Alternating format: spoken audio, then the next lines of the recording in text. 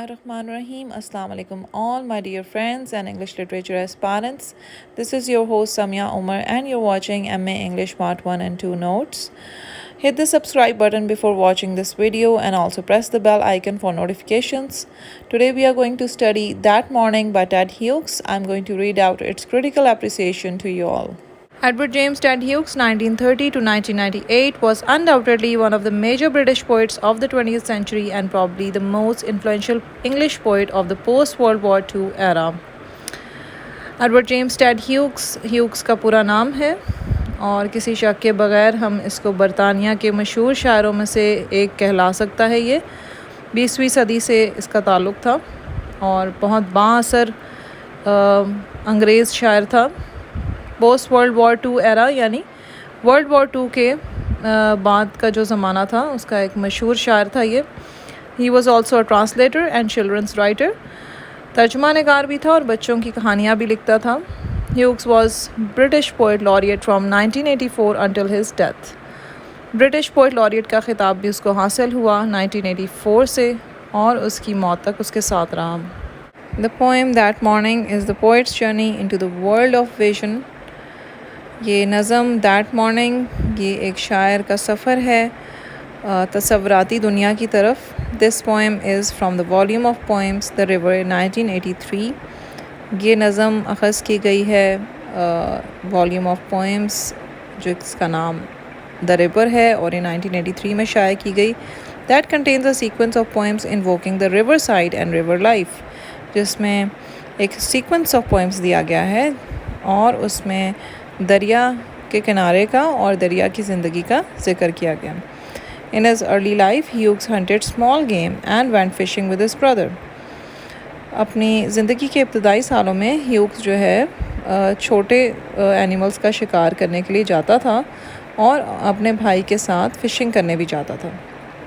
Through travelling to Morse and reverse in the country side he became an avid observer of the natural world. इतनी travelling करने के बाद और बहुत से दरियाओं का भी वो विज़िट करता था जो कि कंट्री साइड के पास होते थे। वो बहुत ज़्यादा कीन ऑब्ज़र्वर कह सकते हैं कि बहुत क्लोजली ऑब्ज़र्व करता था नेचर को, मदर नेचर को। He gives voice to the intense struggle between the Hunter and the hunted.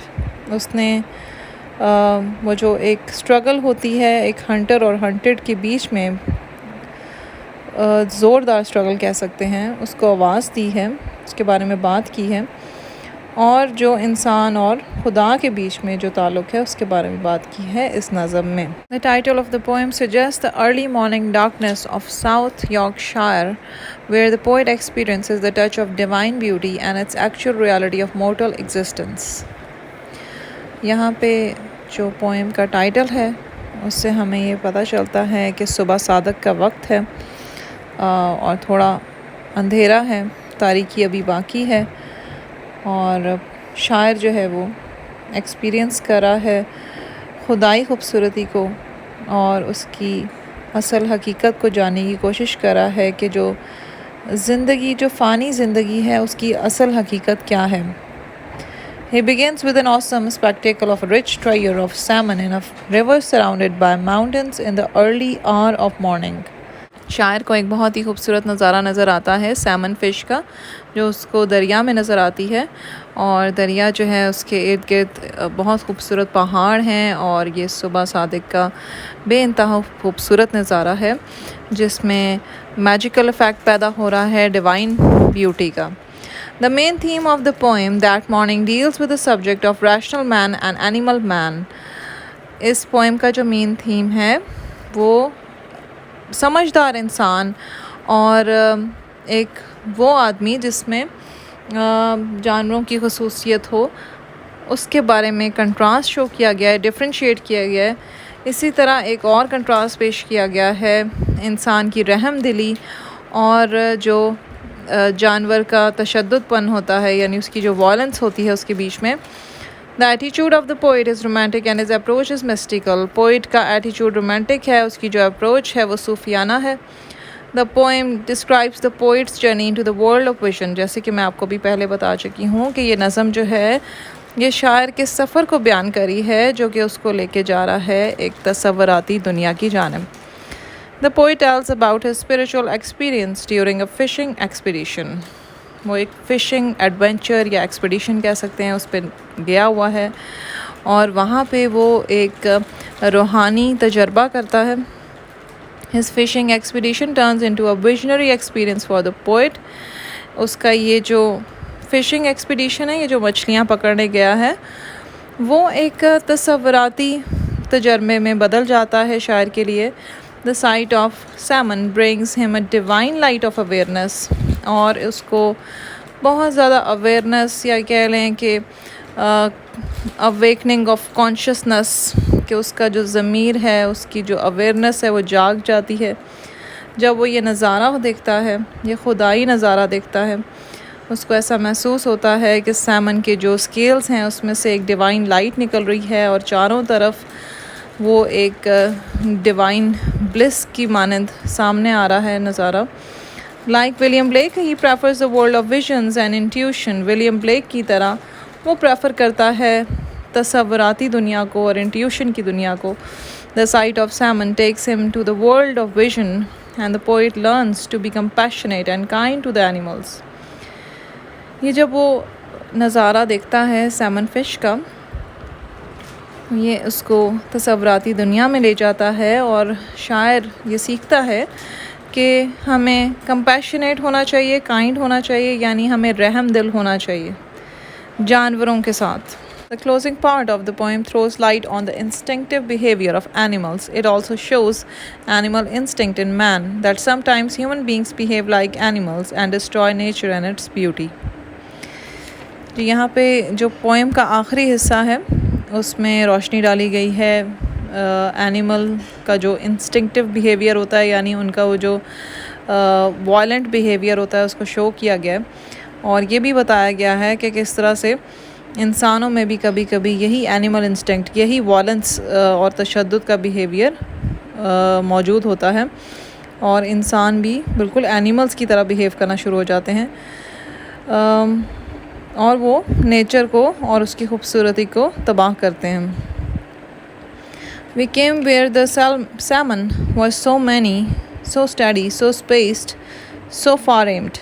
ہم وہاں آئے جہاں پہ سیمن فش بہت زیادہ تھی، بہت اسٹیڈی تھی، ان میں اسپیسنگ تھی اور فار ایمڈ تھے، یعنی ان میں ڈسٹنس تھا. The poet with native Lancasters reached a place where a number of salmon were swimming in a pond. شاعر جو نیٹو تھے، وہاں کے رہائشی تھے لینکاسٹر کے، وہ اس جگہ پہنچے جہاں پہ سیمن فش بہت زیادہ تھی اور وہ پونڈ میں سوئم کر رہی تھی. The poet says that the early morning of south of Yorkshire is always dark. شاعر کہتا ہے کہ جو صبح صادق کا وقت ہوتا ہے ساؤتھ آف یارکشائر میں، وہ ہمیشہ تاریک ہوتا ہے. The poet feels uncomfortable as the place is full of noise. شاعر جو ہے وہ بہت uncomfortable فیل کر رہا ہے کیونکہ وہاں پہ بہت زیادہ شور شرابہ ہے because of the drum beating of the people who have come for fish hunting. وہاں پہ لوگ ڈھول بجا رہے ہیں جو وہاں پہ مچھلی کا شکار کرنے کے لیے آئے ہیں. In these circumstances, the poet feels that the world would tumble and overturn slowly like a boat. وہ ایسا محسوس کرتا ہے جیسے پوری دنیا جو ہے وہ الٹ جائے گی، بالکل آہستہ سے، جس طرح سے ایک کشتی الٹ جاتی ہے. As he says, hung with the drumming drift of Lancasters till the world had seemed capsizing slowly. کہ یہ جو ڈرمنگ ڈرفٹ ہے لینکاسٹرز کی، یہ جو ان کی ڈرمنگ کی آواز ہے، یہ آہستہ آہستہ ایک دنیا کو الٹ رہی ہے، یعنی وہ اوور ٹرن کری ہے، ٹمبل کری ہے. The poet is standing waist deep water like some spiritual ritual. Here the silver glow of the salmon transforms into some divine line and heavenly bliss till it becomes a dazzle of blessing. شاعر جو ہے وہ دریا کے پانی میں کھڑا ہے اور کمر تک اس کا پانی ہے اور ایسا محسوس ہو رہا ہے جیسے وہ کوئی مذہبی عبادت کر رہا ہو، کوئی مذہبی پریکٹس کر رہا ہو. اور یہاں پہ جو سیمن فش ہے اس کی اسکیلز میں سے جو وہ سلور لائٹ نکل رہی ہے وہ اس طرح لگ رہی ہے جیسے یہ کوئی خدائی روشنی ہو اور اس میں وہ جنت کی روشنی اس کو محسوس ہو رہی ہے کہ جنت میں سے وہ روشنی نکل رہی ہو، اور یہ ایک بلیسنگ کی مانند اس کو لگتا ہے کہ یہ ایک چمکدار رحمت ہے. بلیسنگ ہوتی ہے رحمت. The poet is so impressed by the grandeur of the spectacle of the fish that he feels ecstasy. Poet جو ہے وہ بہت زیادہ امپریس ہو جاتا ہے اس نظارے سے کہ یہ اتنا شاندار نظارہ ہے، یہ مچھلی کو دیکھنا، سیمن فش کو دیکھنا، کہ وہ بہت زیادہ اس کو امیمنس اسٹرانگ فیلنگس جو ہوتی ہیں، اسٹرانگ ایموشنس جو ہوتے ہیں وہ محسوس ہوتے ہیں. He says, one wrong thought might be darkened, as if the fallen world and salmon were over. کہتا ہے کہ میں اگر ذرا سا غلط سوچوں گا تو سب کچھ ختم ہو جائے گا، جیسے کہ دنیا جو ہے وہ گر جائے گی اور جو سیمن فش ہے وہ ختم ہو جائے گی. He says that suspecting the vision can destroy the vision. وہ یہ کہتا ہے کہ اگر میں اس خوبصورت نظارے پر شک کروں تو یہ تمام کا تمام نظارہ تباہ ہو جائے گا جو کہ سیمن فش ریویل کری ہے. That salmon are revealing. He expresses his surprise at the glory of the creative power of the nature. وہ اپنی حیرانی کا اظہار کرتا ہے کہ اتنی شاندار ہے قدرت کی یہ کریٹیو پاور، یہ اس کی تخلیق کاری جو ہے اتنی شاندار ہے. The poet becomes aware of the mortal nature of the world.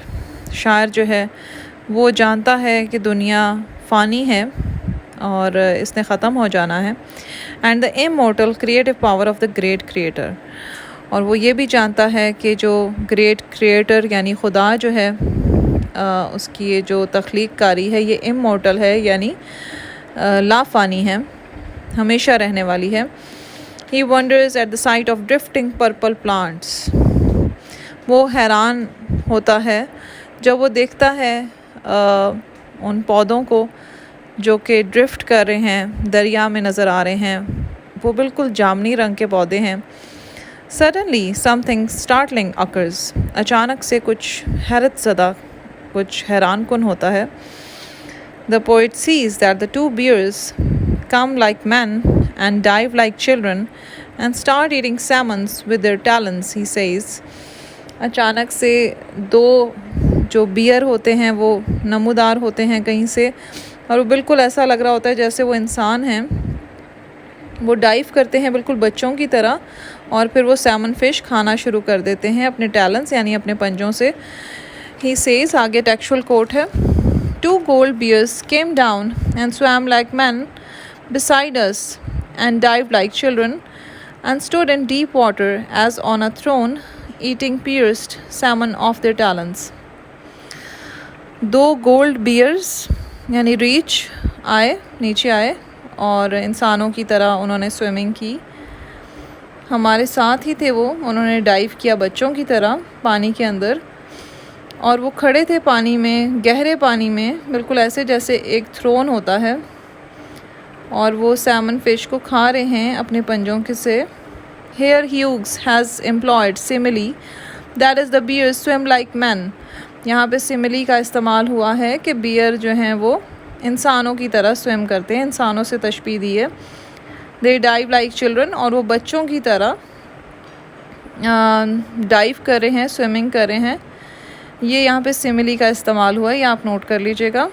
In this way the poet gives a contrast between man and animal. اس طرح سے شاعر جو ہے وہ ایک ڈفرنس بیان کر رہا ہے، کنٹراسٹ کو شو کر رہا ہے کہ ایک اینیمل اور انسان میں کیا کنٹراسٹ ہے. The animal behavior is based on instinct while man thinks and behaves on the basis of intellect and reason besides instinct. جو جانور کا جو بیہیویئر ہوتا ہے وہ انسٹنکٹ پہ ہوتا ہے، کہ یعنی اس کو بھوک لگی ہے تو اسے پتہ ہے اس نے شکار کرنا ہے اور اس نے اپنی خوراک کو تلاش کرنا ہے. لیکن انسان جو ہے وہ پہلے سوچتا ہے اور پھر اس کے حساب سے بیہیو کرتا ہے اپنی عقل کو استعمال کرتے ہوئے، اور وہ ریزن جو ہے اس کو سامنے لے کے آتا ہے، لاجک سے کام لیتا ہے. خالی انسٹنکٹ نہیں کہ بس بھوک لگی تو کچھ بھی کھا لیا، بلکہ وہ عقل کا استعمال کرتے ہوئے اپنے ذرائع استعمال کرتا ہے اور پھر جو ہے وہ اس پر عمل درآمد کرتا ہے. Now the two opposed feelings of tenderness and violence emerge side by side. اب جو ہے ایک طرف ٹینڈرنس کی فیلنگ ہے یعنی رحم دلی کی فیلنگ، اور دوسرا وائلنس یعنی تشدد. یہ دونوں فیلنگز جو ہیں یہ مخالفت رکھتی ہیں ایک دوسرے سے، تو یہ ساتھ ساتھ ایمرج ہوئی ہیں یعنی ظاہر ہو رہی ہیں. The poet thinks that he has found the end of his journey, and it means that his quest for truth has brought him to awareness of the reality of life. یہاں پہ poet بہت گہرائی میں سوچ رہا ہے اور وہ اس کو اپنے یہ جو سفر تھا اس کا اختتام اس کو نظر آ رہا ہے. وہ یہ کہتا ہے کہ میں سچائی کی تلاش میں نکلا تھا اور مجھے اب اویئرنس یعنی مجھے میرا کانشیس جو ہے وہ اویئر ہے اس بات سے کہ زندگی کی حقیقت کیا ہے. یعنی اب وہ فلی اویئر ہو چکا ہے، یعنی وہ آشنا ہو چکا ہے، وہ جان چکا ہے زندگی کی حقیقت. He says, so we find the end of our journey, so we stood alive in the river of light. وہ کہتا ہے کہ یہاں ہمارا جو سفر ہے وہ اپنے انجام تک پہنچا ہے، یعنی اس کا اختتام ہو گیا ہے، اور ہم یہاں کھڑے ہیں، زندہ ہیں اس دریا میں، اس روشنی کے دریا میں. روشنی سے یہ بھی مراد دی جا رہی ہے کہ پہلے وہ اگنورنٹ تھا اور اب وہ ہی از مچ اویئر، اور اس کا جو کانشیس ہے وہ اویئر ہو گیا ہے، وہ it's awakened. He believes that now he is better aware of the nature of man, that man is also instinctive being, therefore sometimes he behaves violently like animals, and that there are some people who are like bears at their heart. They destroy the blessings of God in the form of nature and salmon fish. وہ یہاں پہ یقین رکھتا ہے اس بات پہ کہ اب وہ زیادہ اویئر ہے نیچر کے بارے میں. کس کی نیچر؟ انسان کی نیچر، کہ انسان بھی انسٹنکٹیو بینگ ہے، یعنی وہ بھی جب بھوک ہوتی ہے اس میں اس کی جب نیچر اس کو محسوس کرواتی ہے کہ وہ کوئی ایکشن لے تو وہ وائلنٹلی بھی ایکٹ کرتا ہے، وائلنٹلی بیہیو کرتا ہے، بالکل اینیملز کی طرح کبھی کبھی. اور انسان بھی جو ہیں وہ بیئرز کی طرح ہیں اور وہ خدا کی ان بلیسنگز کو برباد کر دیتے ہیں، ڈسٹروائے کرتے ہیں، جو کہ نیچر کی فارم میں ہیں، جس طرح کہ سیمن fish. The rhyme scheme is unconventional but rhythm sounds usual. Rhyme scheme کے بارے میں ڈسکس ہو رہا ہے کہ یہ انکنونشنل ہے، مطلب یہ ہے کہ ٹریڈیشنل رائم اسکیم نہیں ہے. Hughes makes frequent use of run-on-line device and some lines run through 3 to 4 stanzas. یہاں پہ یہ رائم اسکیم ڈسکس کی گئی ہے، آپ اس کے بارے میں اچھی طرح پڑھ لیں اور اس کو سمجھ لیں. یہ ضرور آپ نے بتانا ہوتا ہے کریٹیکل اپریسیشن میں. The readers can trace alliteration till the world had seemed capsizing slowly. یہاں پہ جو ایل کا یوز کیا گیا ہے وہ آپ دیکھ سکتے ہیں repeatedly.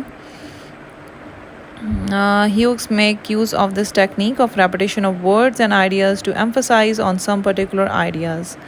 اس نے اس ٹیکنیک کا استعمال اس لیے کیا ہے کہ وہ کچھ ورڈز اور آئیڈیاز کو ایمفسائز کرے کسی پرٹیکولر آئیڈیا کے اوپر. The repetition is evident in these lines. اب repetition آپ کو نظر آئے گی یہاں پہ اگلی لائنز میں. They came on and kept on coming. اب یہاں پہ repeat ہو رہا ہے came on, ٹھیک ہے. Then for a sign that we were where we were. We were بھی repeat ہوا ہے یہاں پہ. Among the creatures of life. یہ بھی creatures of life repeat کیا گیا ہے تاکہ اس پہ emphasize کیا جا سکے. Salmon are the symbol of the blessing of God. Salmon fish جو ہے وہ symbolize کری ہے خدا کی رحمت کو. Journey symbolizes the journey for truth. یہ جو سفر ہے یہ symbolize کر رہا ہے سچائی تک کے سفر کو، یعنی سچائی کی تلاش کے لیے جو سفر کیا جاتا ہے اس سفر کو symbolize کر رہا ہے. Bears symbolize instincts and violence. Bears جو ہے وہ تشدد کو symbolize کر رہے ہیں. The poet has made use of assonance when he says that came on and kept on coming. यहाँ पे जो बार बार A और O का इस्तेमाल किया गया है, that is assonance.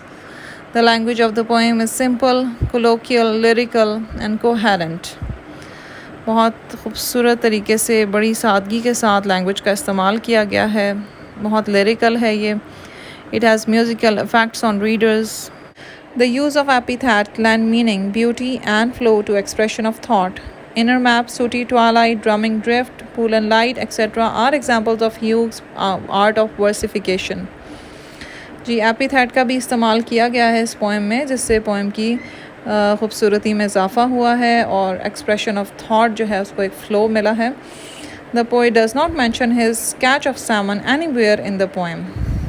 پوئٹ نے کہیں بھی یہ مینشن نہیں کیا کہ اس نے مچھلی پکڑی ہے. His catch most probably is compassion. جو اس نے کیچ کیا تھا وہ تھا کمپیشن کے جذبے کو، یعنی کائنڈنس کو کیچ کیا تھا اس نے، ہمدردی کو کیچ کیا تھا، ٹینڈرنس فیل کی تھی.